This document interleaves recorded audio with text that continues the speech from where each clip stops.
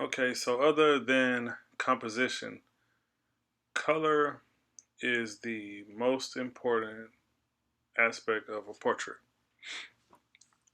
Reason being is because we don't paint, we don't usually paint in black and white.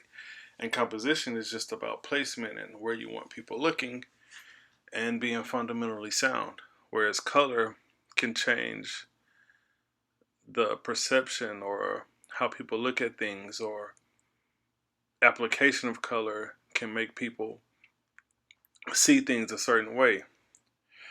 So I just want to show you how I start the painting.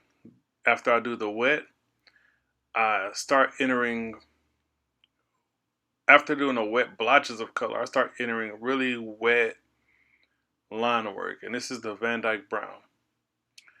Reason being is because eventually, if I keep layering all these colors in here, eventually I'm going to lose all of my lines. So that's the first thing I try to do once I got a good watery painting down. I try to lay in all of those little lines with some of the dark color, a watery version of the dark color I'm using. So I have a flat brush here, a short flat brush, and I'm just putting in light colors where the light is and dark colors where the dark is.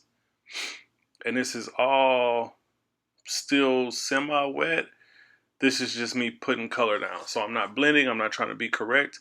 I'm just painting in a direction where it will go, and I'm putting a roundabout color there. So think of it as a mid-tone. It's not too light, it's not too dark. It's just like, hey, this looks kind of orange. Let me put some Mars yellow here. That's the color I'm using right now, Mars yellow. Hey, this looks kind of green. Let me put my Terre Verte here, which is the green I use for this portrait. Or hey, this looks kind of dark red. Let me put some alizarin crimson here. And I'm not doing it very thick. I'm still painting watery. Remember, general to specific. You really don't use thick paint until towards the end. And jumping around here, and I'm just blotching color in. And this looks thick. Actually, I'm going to zoom in here, but it's not really that thick. It's still watery.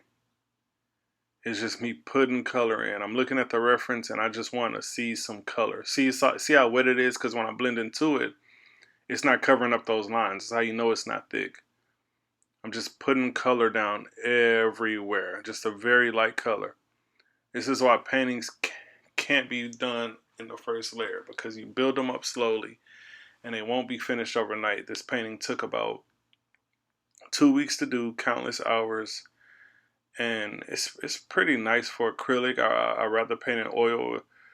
Oil tends to blend better to me, but the open acrylic slow dries my favorite acrylic anyways.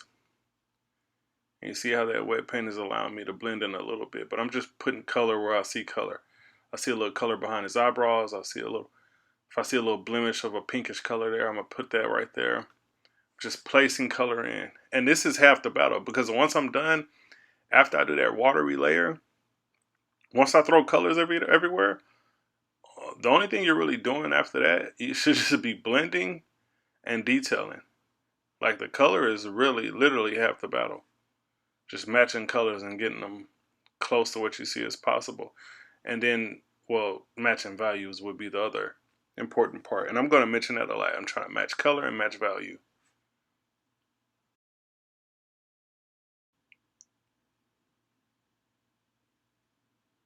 I'm looking around and I'm just looking at the angles that some of the colors are flowing in.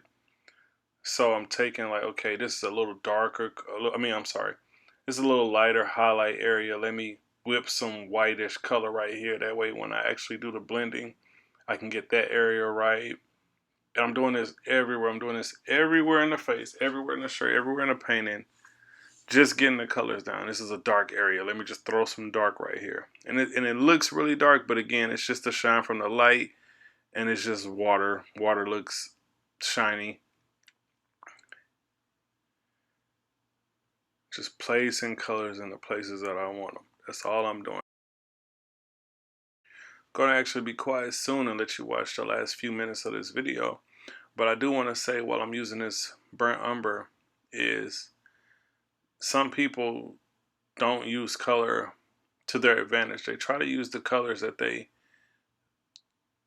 think are there versus the colors that they see. I saw a guy tell me he would never put burnt umber in a white person's face, and I was like, okay, well, that's not how painting works. If you see blue, put it there. You'll be surprised. There's so much richness of color.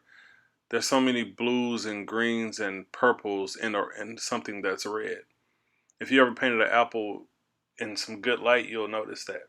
There are so many colors in everything. So don't let your eyes, don't let your mind fool your eyes. If a person's this is the one of the best color lessons I got. Black in the light is lighter than white in the dark. So if it was nighttime and there was a white car, but there was no light on the car and there were only lights on the tires, or a white portion of the car was in the shadow somewhere, the white would be lighter. And it might have purples and grays on it. So that's like a lesson that I always remember. Like, yeah, you got to know when you're painting the difference between darks and lights and seeing actual colors that aren't there in real life that can make up a painting.